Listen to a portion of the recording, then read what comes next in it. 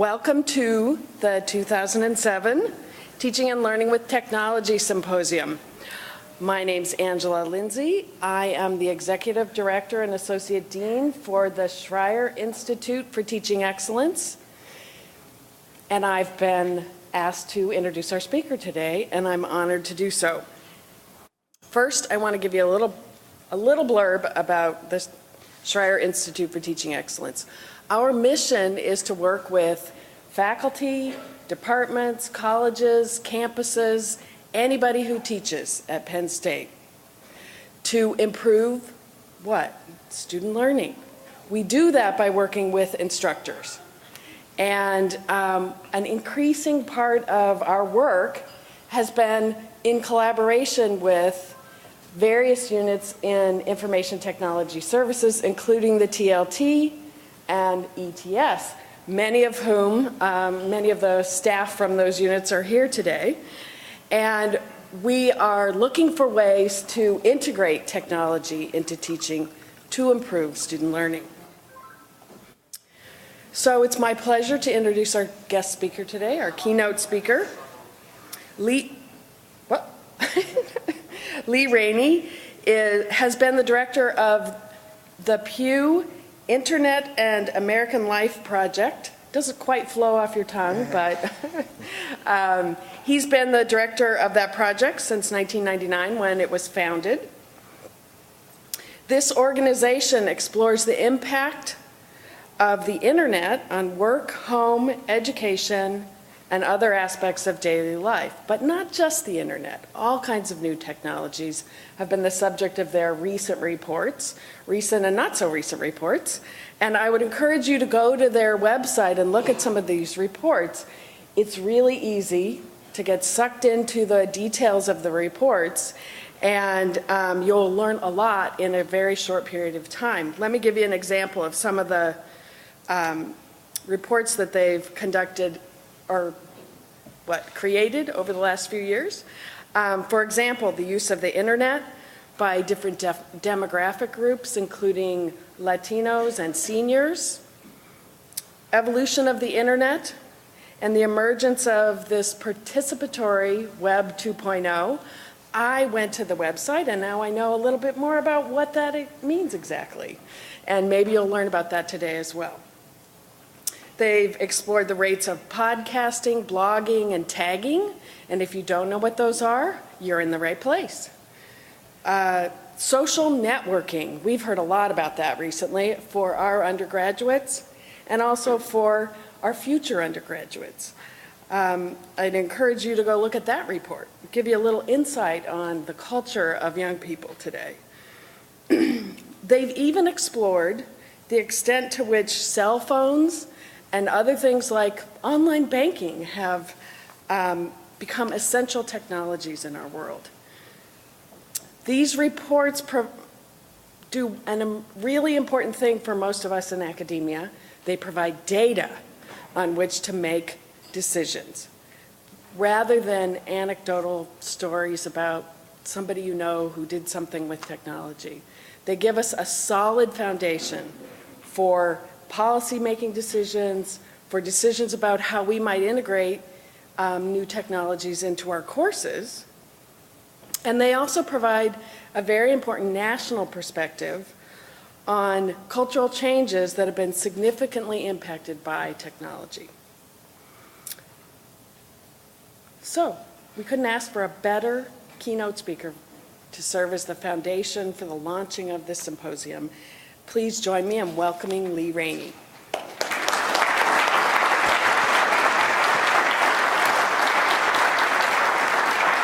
Thanks. Oh, there I am. Thank you. That was a lovely introduction. I am very grateful. And the Pew folks are especially glad that I'm here.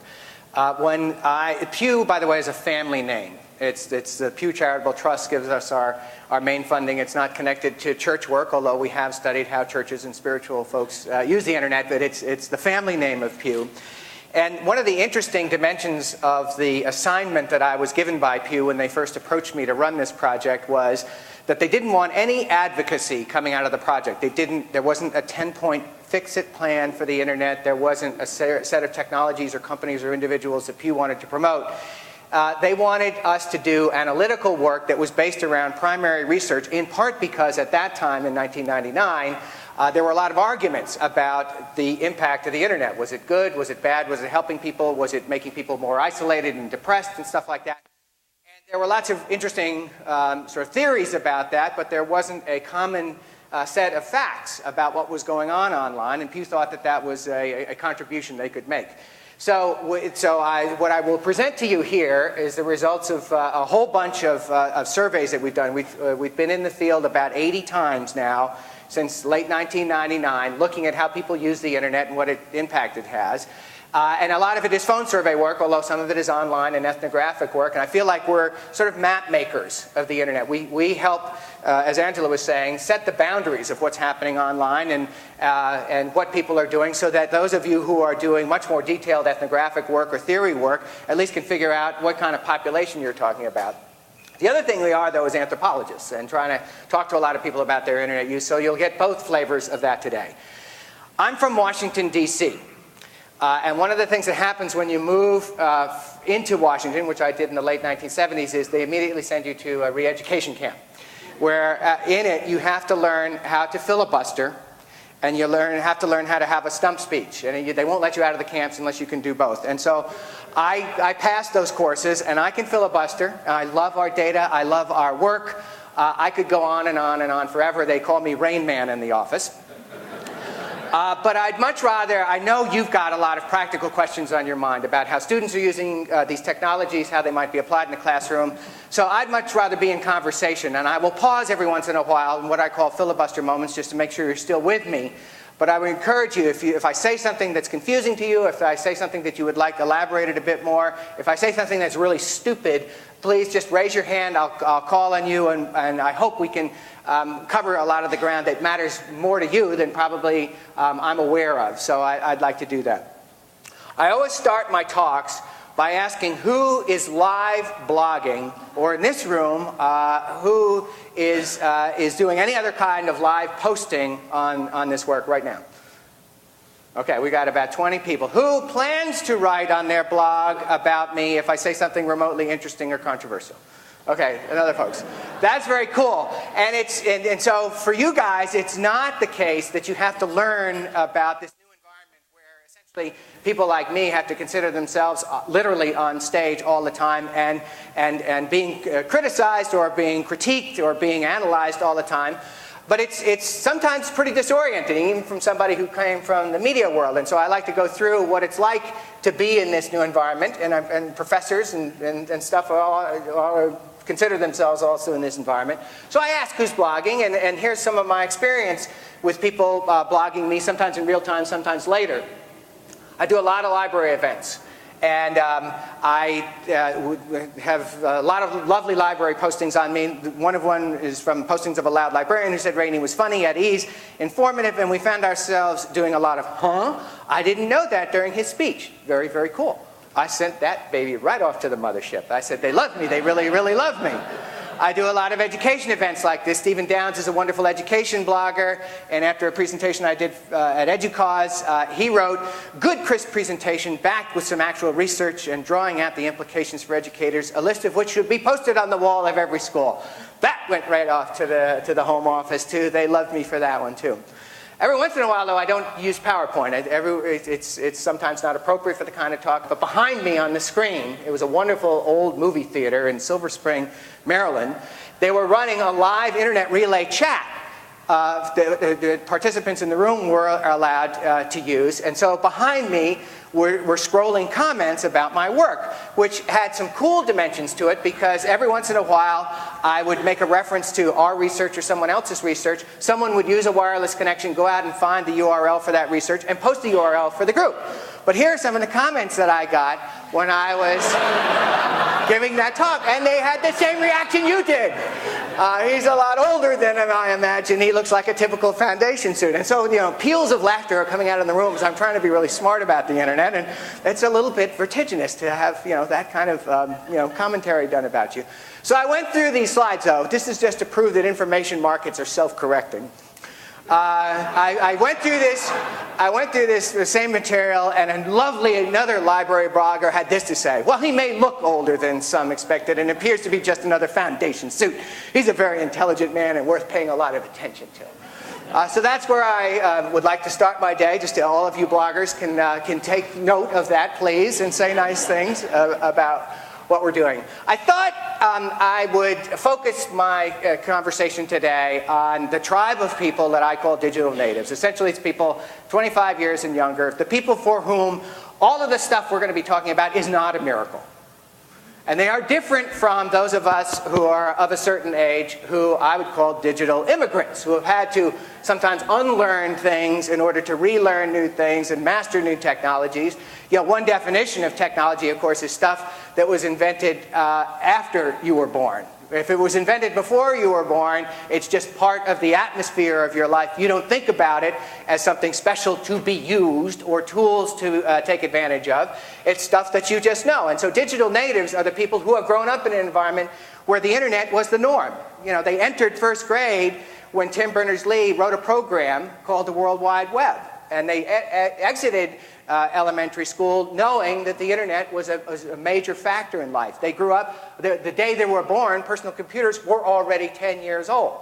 And they've seen through their high school experience the rise of PDAs and iPods and Wikipedia and tagging and Flickr and World of Warcraft and stuff like that. So they've grown up in an environment where all this is just part of the atmosphere, much the way the lights in this room are part of the atmosphere. It's just accepted background that they know how to use. In many cases, they teach each other how to use. They are eager to dive into it and learn new applications in a way that digital immigrants are not. So these are the people that are very often sort of in the classrooms that you care about. And they're a different tribe from those who are older. I just should point out, though, that I'm talking about the bell curve part of this generational cohort. There are people who are intensive users in ways that I won't even comprehend, but there are also people who are casual users or even not a part of this technology environment at all. And I just caution you that I'm talking in generalizations here. There are people at both ends of the bell curve that we should worry about, particularly those who don't have the access, don't have the means to have the access to some of these things. So just keep them in mind, particularly as you're thinking about what to do on your campus and what to do in your classrooms. I thought I would talk about 6 realities of life for digital natives that I bet you guys could recite in your sleep, but I will at least codify them for you. Reality number 1 is that media and gadgets are ubiquitous parts of everyday life for them. One simple way to look at what that means is to measure the change in technology in typical households from the time of digital immigrants growing up to the time of digital natives growing up. This is what the media ecology of a household in 1975 looked like. There were a couple of ways media products there were a couple of media products that got into their homes. There were a couple of ways they got there. There were a couple of ways they were displayed once they got there. And there were a couple of ways that they were stored if we ever wanted to view them again. This is what that map looks like now. And the red lines in this map are things and applications and gadgets that have come into existence since Thanksgiving. The environment is changing so rapidly, and I've even snuck in here some of the dimensions of iPhones, which aren't even yet a glimmer. Well, they're a glimmer in Steve Jobs' eye, but they aren't a glimmer in our eyes yet. But iPhones will add more functionality to this list. But you can see that the kinds of products have tripled. The routes that they use to get to the home have quadrupled. The displays on which we render them have quadrupled. And the storage capacity has just exploded. This changes the way that people, especially young people, use media and the way they access information and the control that they have over it. They access media and information in different places, in different ways, and in different times than before. So, for instance, they're having different media experiences from their elders. They listen to radio on devices sometimes other than the device, the radio console in their car or the radio console at their home. A lot of them are listening to radio through their computers, through their iPods, and stuff like that. A lot of them are watching TV on their devices. The screen grab here is from a November trip that I took into research land, where I'm a big baseball fan. And the season was over. I was in mourning, and I was accessing the Major League Baseball site to see if there was any activity in the trade market. And lo and behold, at the end of November, there was a game being broadcast from Osaka, Japan, where some AAA players from Osaka were playing some AAA American players from Waikiki. So I did research the rest of the afternoon by watching this fabulous baseball game and felt like spring was just around the corner. It was great. But I was watching TV on my computer in my office, and at one point I needed to go get a cup of coffee, so I carried my laptop wirelessly to the coffee machine to make sure that I didn't miss any critical pitches. They're also using the internet to place phone calls. There are lots of young people who do video conferencing and use the internet to make phone calls and don't think of it as anything other than a phone call, even though they are using very different devices, very different channels from the ones that you and I might say we were using as we were placing a phone call.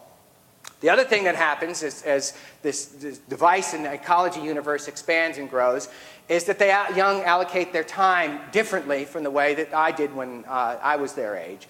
This is wonderful data from the Kaiser Family Foundation, which in 2004 looked at the generation that they call Generation M for media, and at age 8 to age 18, and they added up all the minutes on a typical day, both through a diary mechanism and through survey work, that children in this cohort used media. And they came up with, they found that about 4 hours were spent with sort of video media, about an hour and 44 minutes were spent listening to music in one form or another, just over an hour was used with a computer, including internet time and just computer time, a bunch of video game time. They were even reading print material and stuff like that. If you add up all of the minutes in those buckets, it's 8.5 hours a day on a typical day that someone in that cohort is in contact with and using media. It's more time than they sleep. It's more time than they spend in school. It's more time than they spend on extracurricular activities. It's the single most dominant portion of their time use in a given day. So that's reality number one. I'm going to pause, filibuster pause moment number one here, just to make sure. Yeah? How many of these activities are going on concurrently? I have a slide on multitasking that's going to get to that, but a lot of them. The answer is a tremendous amount, and that is a very distinguishing part of this cohort. Great question. The rest of you with me? Okay, good. Reality number two is that new gadgets allow people to enjoy media, gather information, and carry on communication anywhere and anytime. The centerpiece of that is the cell phone, which about 3/4 of adults own and about 2/3 of teenagers own. And it's not as big of a story in America as it is in a whole lot of other places, both at the sort of highly developed country end. In Norway, they're fanatic about their cell phone, and in Japan, even more fanatic about it. But cell phone is now becoming the technology of choice in the poorest parts of the world as well, for all the reasons that are understandable. It helps people communicate, helps people gather information in ways that they never had access to before. But they're using their cell phones for lots of different things. And this is maybe a bit hard to read, and the only reason to show it is that in these three columns, we asked people about the capacities of their cell phones. So 3/4 of the Americans who own cell phones say those cell phones have the capacity to do text messaging. But for adults, this is only adult data, this is not teen data. For adults, only 35% of cell phone users actually send and receive text messages, and about 13% of those who have cell phones don't have cell phones with text messaging, but they would like to have them.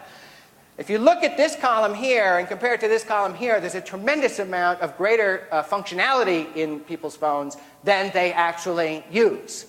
And my favorite sort of phrase of the season is feature fatigue. There's some interesting new scholarship, particularly coming out of the business world, showing that for a lot of people, they just want simple devices to do simple things, and they hate that extra functionality is packed in things. When they want to make a phone call, that's when they want their cell phone. If they want to shoot a picture, they'd like some other device to do that. And so one of the big stories in America is the difference between those people, tends to be young people, who use their devices for all of the things that those devices afford, and people who have devices with lots of stuff packed into them but only use it for one or two things. It's a big gap that tends to fall along generational lines, but it even is somewhat different inside generations. But it's important to understand, because not every kid in your classroom with a cell phone is snapping your picture or posting stuff to Flickr. And it's just, I wouldn't want to have your jobs, because there are now sort of new ways that you have to take account of all of this new technology, but at the same time be sensitive to the needs and capacities of students who might not necessarily care about all this stuff or be as wildly enthusiastic about these technologies as some of their peers are. The other big thing that's going on with cell phones, in addition to packing up all this stuff, there are other devices that are going on. A lot of people have digital cameras, but the big part of the digital camera story, for young people especially, is that they are sharing their pictures. They're posting and sharing their pictures. Visual imagery for young people is now as important a communications and storytelling and community building tool as text is. My daughters will not leave their home without their cell phone in one part of their purse and their digital camera in another, and I can sort of watch what's happening every Friday night in real time as they post their pictures on their Facebook accounts. And you can, not for them, but I can see other people at the events that they're at, watch their blood alcohol rise with each picture and stuff like that. But this is a way, they chronicle their lives, they post stuff on each other's lives, they share their thoughts and comments and stuff like that. It is very much a currency, as I say, of conversation and community. Same thing with video cameras, except a little less so. They're a little more expensive. But there is a decent amount of sharing of videos going on online. It's a part of social currency. I put game consoles in here, not because they're necessarily terribly mobile devices, although some of them are. But again, it's to emphasize this social story. 2/3 of the teenagers who play games do so online and with other people. It's a way for them to be interacting with others, not necessarily disclosing their true identity, not necessarily giving up a lot of information about themselves, but they are interacting with others, and their avatars are active participants in the social lives and communities of others. A lot of laptops are owned in America as well. The critical moment for laptops, or sort of one milestone moment for laptops, came in August of 2005, when for the first time in America, more laptops were sold than desktops. And the line for laptop sales continues to go up, and the line for desktop sales continues to go down. It's partly a story about how laptops are so highly functional for people, and that you don't lose any computing power or any application capacity now with current laptops. But it's also tied to wirelessness. About 1/3 of all Americans have logged on wirelessly, and about half of college students now are very active wireless users. And that's why the laptop is so attractive to them, because they can move around with the internet with them. And another sort of story that our data tell is that the internet has become the computer for most people. I mean, that is one of the underlying stories of what is called Web 2.0. When we first started asking this stuff, and when our colleagues who predated us in survey research at Pew-funded operations, there was a big gap between the number of computer owners and the number of internet users. And those lines have essentially converged. There are only a handful of people who now say that they use computers but don't use the internet. So all of the applications, all the functionality, all the web services, all the web tools that they use are now sort of built into the machine that they walk around with. And it doesn't necessarily reside on their hard drive. It's out there on the web. That's a huge part of the Web 2.0 story, and something for you guys to understand. A lot of MP3 players owned out there. 51% of teens own them. That's pre-holiday season data from 2006. We did a survey in November. It's over 60% now, and my guess is the adult ownership is close to a third or more. It's an enormously popular, highly functional device that Steve Jobs is changing all the time and making even more attractive for more stuff. And then there's PDA ownership, just to round out the suite of stuff we use. Now, what happens when all of this mobility is built into people's lives? There are a couple of major social things, and one of the most striking things relates to presence. In the face-to-face world, we know, we digital immigrants know exactly what presence means. In the mobile cell device world, presence doesn't mean the same thing anymore. My daughters, again, just to use them as my guinea pigs, when they leave class, when they leave a party, when they've left a coffee shop, when they've encountered other people, they will often just pick up their phone and continue the conversation that they were just having a minute ago face-to-face with somebody. And so in some sense, conversations never end because you can always renegotiate the social space. You can always just process information that you've just had with somebody else. And at the same token, you can be somewhere physically with someone but not really be there. As you're taking a phone call or you're working on your IM client or something like that, you can be absent while you're physically present with someone. Similarly, you can be present with someone even if you are physically absent with someone. It's an enormous social change that we haven't yet begun to understand all the dimensions of it. It's annoying in some cases when you're trying to get somebody's attention and they're off in cell phone land or their eyes have rolled back in their head because they're doing a website or something like that. And it's really annoying for teachers who can't tell as they look at the back of computers in their classrooms and people furiously typing away whether those kids are taking notes in the class, whether they're doing really important research related to the subject at hand, or whether they're filling out their emails or IMs or playing a game or something like that. It's a big social moment.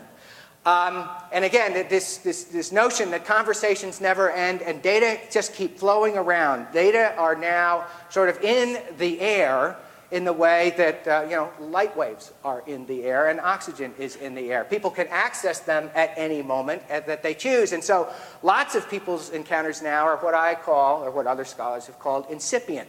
You don't necessarily access all the things that you want at the same moment, but you have the capacity to do that at any moment. You can make a phone call as you're driving down the road as the whim strikes you, or as you've got other, other things that you want to accomplish.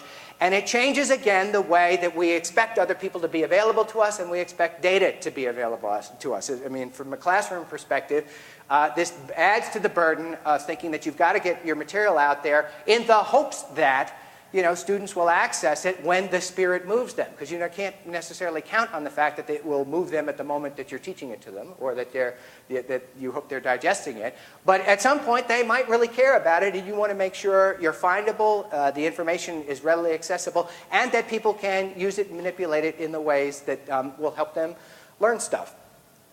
Again, this notion of being findable and being present is really important now, because it's, information just doesn't reside in books, or just doesn't reside in your campus library or in your professor's head. It's all out there, and so making sure that information and learning contexts are as available and open and accessible to people as possible is one of the main jobs, I would argue, that is important for you guys. That's reality number 2. How am I doing? Any questions? Oh, I hope this is a good sign, as opposed to he's talking like a New Yorker. People say I talk too fast, and I'm really sorry, but that's one of my Rain Man coping mechanisms. Reality number 3, yeah. Both people and information. I mean, there is an expectation that the question was findability of what? And my argument on that is increasingly for young people and increasingly for information, they expect to be able to encounter the folks that they want to encounter and the information they want to encounter quickly. I mean, it's Google searching. That, if you can't be found easily in some readily accessible search function, you're suffering for it. That's why the search optimization industry is a mighty thing to behold now. I mean, there are lots of people who worry about making sure that that people can navigate to them or navigate to their information quickly. And I would argue that the premium on that, what's changed, is that the premium on that now is a lot higher because kids have these expectations about these tools. And if you can't be found on Google, you don't exist. I mean, that's a new Cartesian rule, isn't it? The internet, the reality 3 is, let me just check for other questions. Okay. Internet, especially broadband, is at the center of the revolution. Here's our data about the growth of internet access, which is the top line, and broadband at home access, which is the much more dramatic story of the 2000s.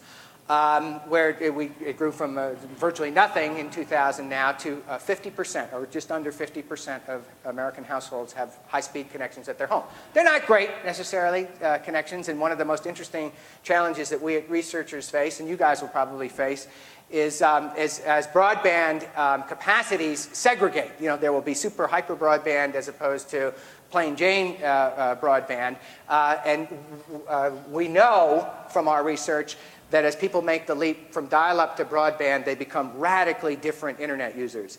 Our suspicion is that as they leap from plain Jane broadband to super broadband, and particularly for the upload capacity, I mean, that's a big thing because broadband users are content creators in a way that dial-up users can't hope to be. But they also, broadband users also use the internet more, they spend more time online, their suite of applications is much bigger than dial-up users. Their reported outcomes, both social outcomes, I can meet the people I want, I can join the communities I want, as well as economic outcomes or other things, they report much higher levels of satisfaction with their experience. The other thing that broadband changes is that it makes the internet a much more desirable place just to hang out.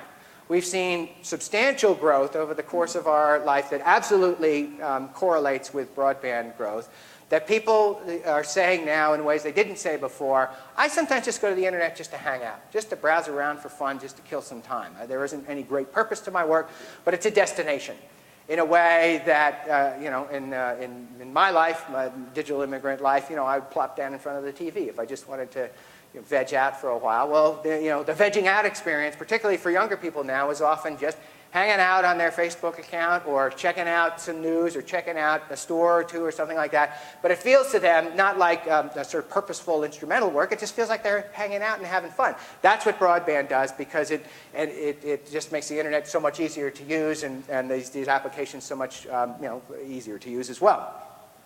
The other thing that broadband has now introduced to the online experience that wasn't nearly as evident before is the video experience. Tremendous numbers of people now are enjoying the video that's available online. And for young people, one of the striking differences between them and older video consumers online is they love the amateur stuff.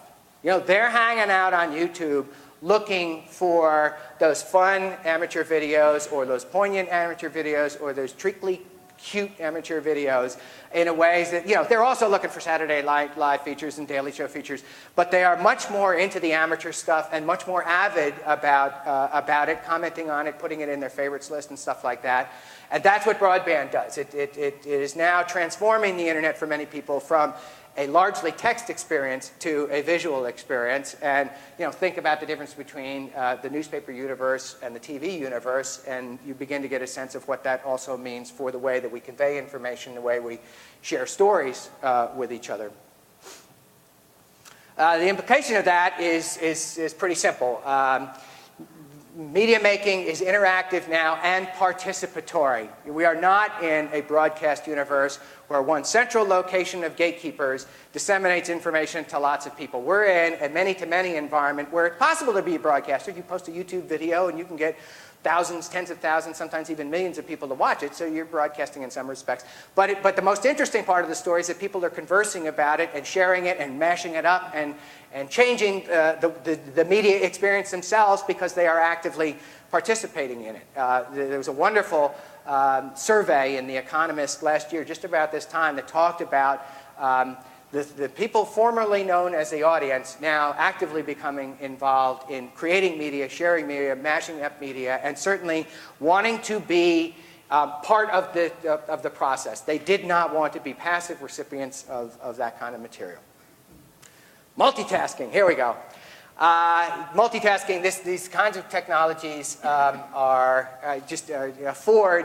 multitasking in a way that's never been known before. One of my frustrations as a researcher is that we can't even compare the multitasking environment now to the pre-internet environment. No one even thought to ask those questions in a really robust and serious way. So I've desperately searched for about 2 years for pre-internet data about multitasking and come up with some decent time diary stuff that talks about people who had the radio on while they were making dinner or had the TV on while they were making phone calls and stuff like that. But there's nothing like this. And here's one way to show you about it. Remember that slide, Kaiser Family Foundation, 8.5 hours a day, Generation M spent on a typical day? They actually cram it into 6.5 hours worth of time. There's also wonderful experimental research that's being done out in the West Coast where they're sort of putting people in self-contained, hermetically sealed boxes and trying to figure out what they like. And the normal American adult human being, apparently, according to this research, wants to cram 31 hours worth of experience into each 24-hour day. And that, part of the story is that this stuff now allows them to even think in those terms because they can be doing multiple things. Well, one big implication of all this multitasking is sort of the dark side of it. My friend Linda Stone, who's a fabulous, thoughtful technology analyst and consultant, talks about all of us, particularly young people, living in a state of continuous partial attention. And, in many respects, that's the life that you all lead too. When you're in your office, you've got the landline phone on, you've got your cell phone on, you've got your computer on, of course, with your IM client running, as well as your email inbox open. You've got your door open and stuff like that. So you are open to all of the inputs that this stuff can bring into your life. And you dare not shut off that stuff very often, because God knows that there might be a wonderful input or important input that changes what your boss wants, changes the nature of your understanding of the project you're working on, or supersedes the sort of humdrum thing you're working on with something more important. And Linda talks about how this adds stress to people's lives. It absolutely does.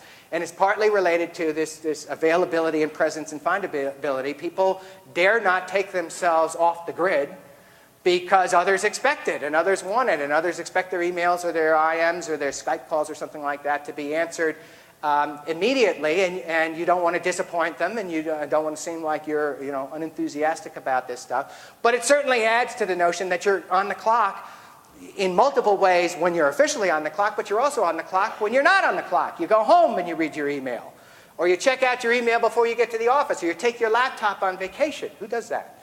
Yeah, you're sick like me.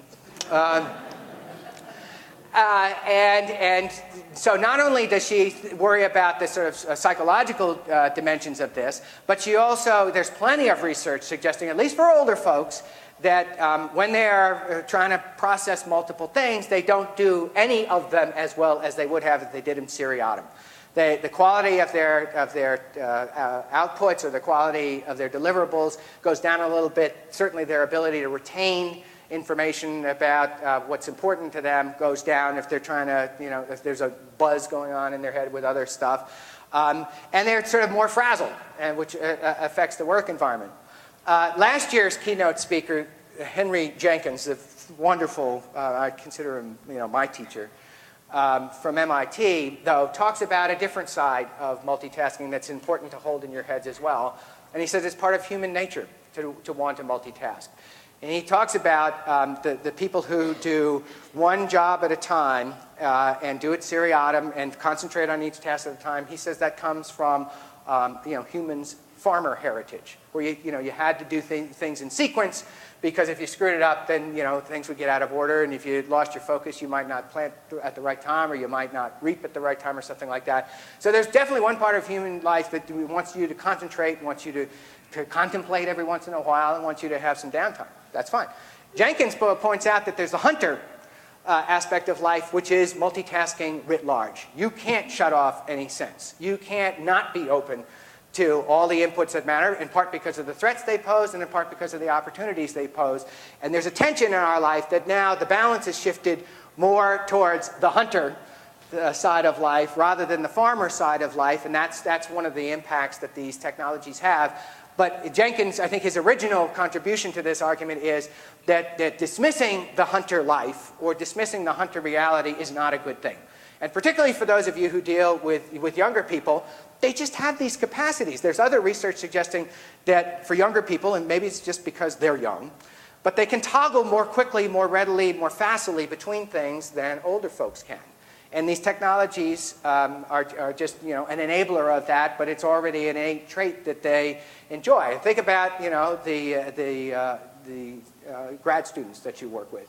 I mean, they can do stuff on the fly that it would take me 15 minutes just to work through the process of getting to that stuff. They are sort of differently wired, and there's also some interesting research that shows that their synapses really are differently firing because of this stuff. I hold it up as a reality. There are things to worry about it, but there are also things just to accept about it because it's there and because these young people are particularly good at it. That's reality 4. Any questions?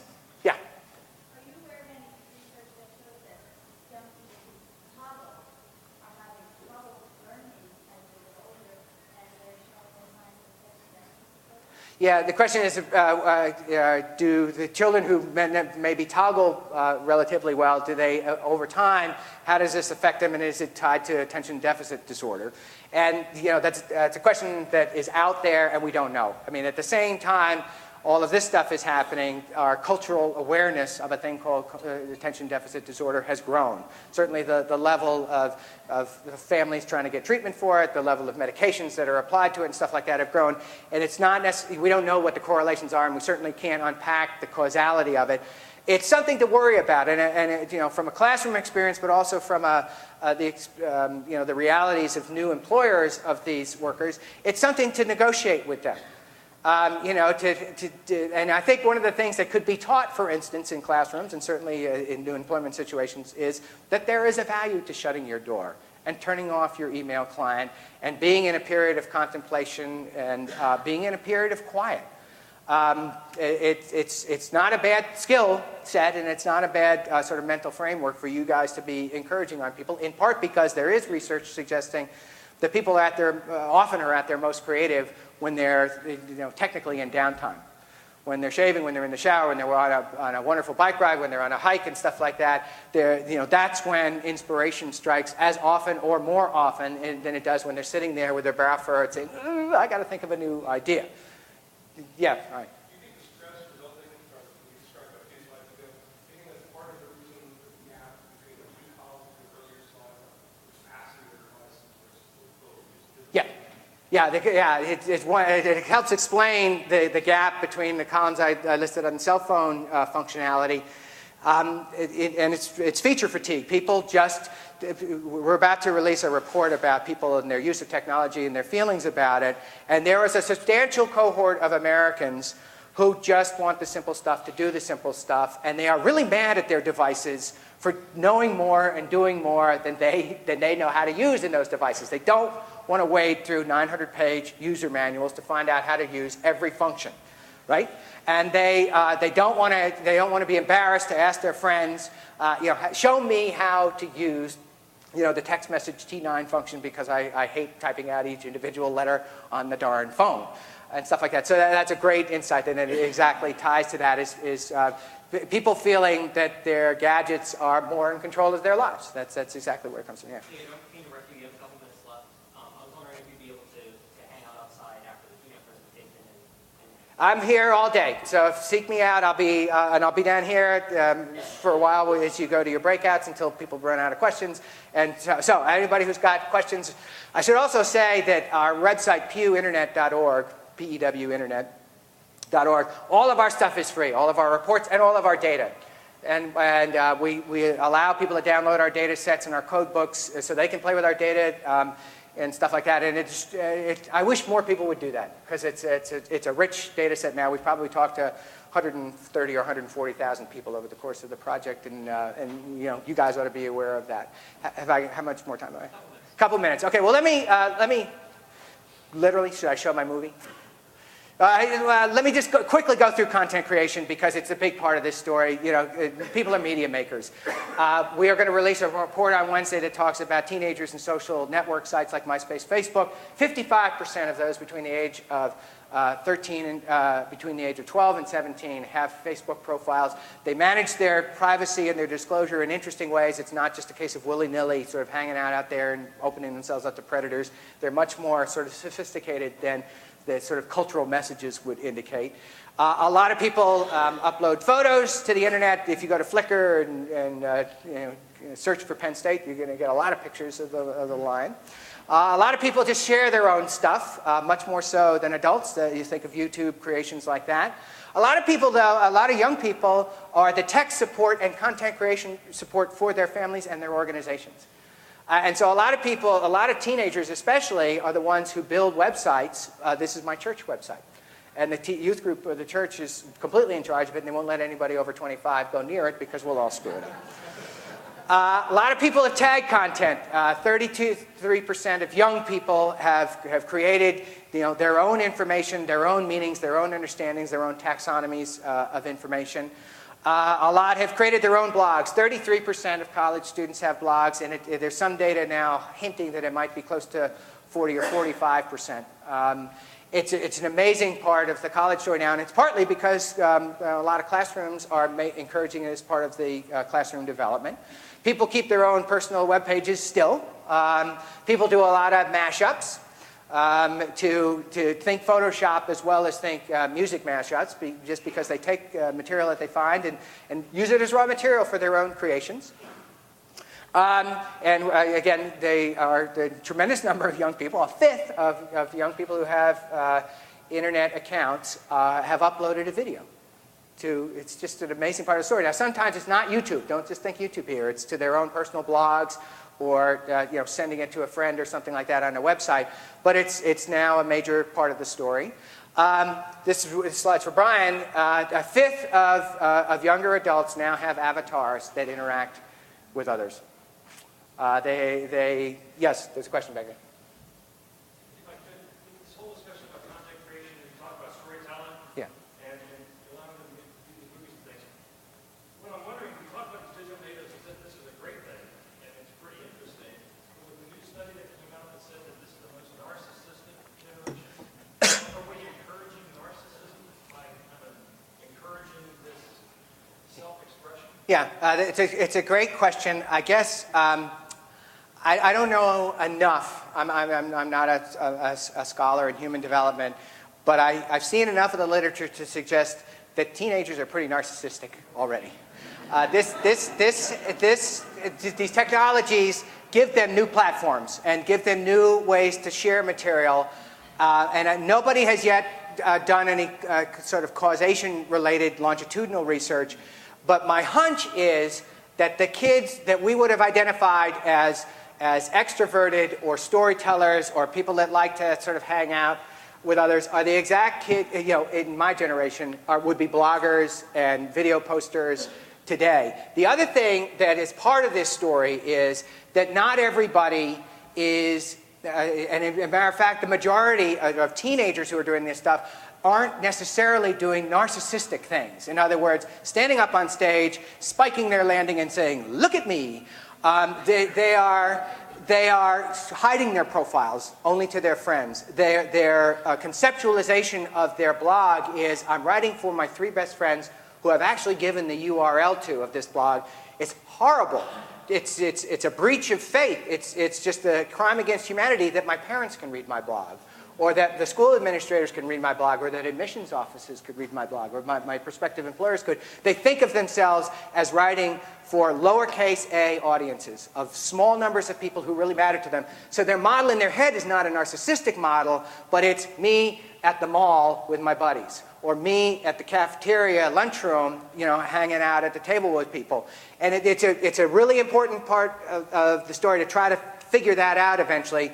But the sort of circumstantial evidence that I'm aware of suggests that the portion of kids who are out there hasn't changed dramatically because of this new stuff. The way that they're out there, the way they can be found has changed, but that's an audience story more than it's an internal me showing off kind of story.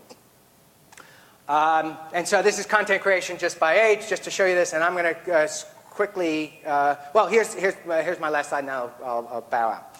Everything that I've said is going to change even more. So the realities that you think you now have grasped are going to go even more dramatically in directions we don't necessarily anticipate, in part because computing power continues to grow. Intel has now come up with new ways to keep Moore's Law going for at least the next half generation. Storage power is absolutely tracking with computing power. When we invent new increments of computing power, the storage capacity of the little things that are plugged into our computers, all of those servers that Google's building and stuff like that goes up, and it's really cheap to store stuff now. And communications power is growing the same way. We're finding new ways to push stuff through pipes, in part because the pipes are getting better, in part because the compression technology is getting better. And one of the big stories that will be happening in the next couple of years is that we're going to be able to find new ways to push a lot more things through the air. We're going to open up spectrum. We're going to find more efficient ways to use spectrum, and that's all going to change. So that this, remember this slide, that the current moment now, the media ecology looks like this. It's going to look like that to most kids, and they aren't even going to know. And so here is how we are building this future. This is where I'm going to end on. You might have already seen it, or some of you had. There's a wonderful cultural anthropologist at Kansas State University who he and his students created this video.